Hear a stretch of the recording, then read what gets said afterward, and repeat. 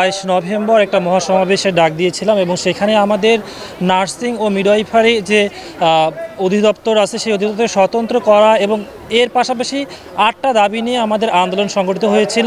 সেখান থেকে আমাদেরকে মন্ত্রণালয়ে ডাকা হয়েছিল যে আমাদের একটা নির্দিষ্ট রেজুলেশন আকারে প্রকাশ হবে, কিন্তু সেই রেজুলেশন আকারে এখন পর্যন্ত প্রকাশ না হয় আমরা এখানে গণসংযোগ তথা আমরা কর্মবিরতি নয় গণসংযোগের জন্য দাঁড়িয়েছি। আমরা সবাইকে জানাতে চাচ্ছি যে আমাদের দাবি দেওয়াগুলো যদি রেজুলেশন আকারে শীঘ্রই প্রকাশ না হয় তাহলে আমরা কঠোর পদক্ষেপ নিতে আমরা অগ্রসর হব।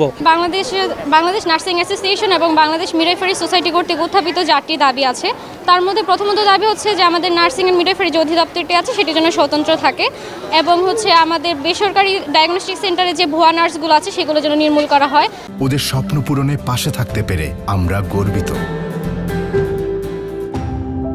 এবং একটা সম্মানজনক বেতন কাঠামো যেন সেখানে থাকে। আমাদের যে 8টা দাবি আছে সে দাবিগুলো তারা মেনে নিবে, তো মেনে নেওয়ার প্রতিশ্রুতি দিলেও গতকালকে মেনে নেওয়ার রেজুলেশন হওয়ার কথা ছিল, কিন্তু আমরা এখনও রেজুলেশন হাতে পাইনি। তো সেই জন্য আমরা আজকে আমাদের কেন্দ্রীয় নেতানেত্রীর পরামর্শ অনুযায়ী আজকে আমরা গণসংযোগের জন্য কর্মসূচি পালন করতেছি। আমাদের নেতানেত্রীকে রেজুলেশন বা মিটিং ম্যানুস দেওয়ার কথা ছিল, ওনারা দিয়েছেন, কিন্তু আমাদের এই মিটিং ম্যানুসের মধ্যে 2-3টা দাবি একটু অসঙ্গতি।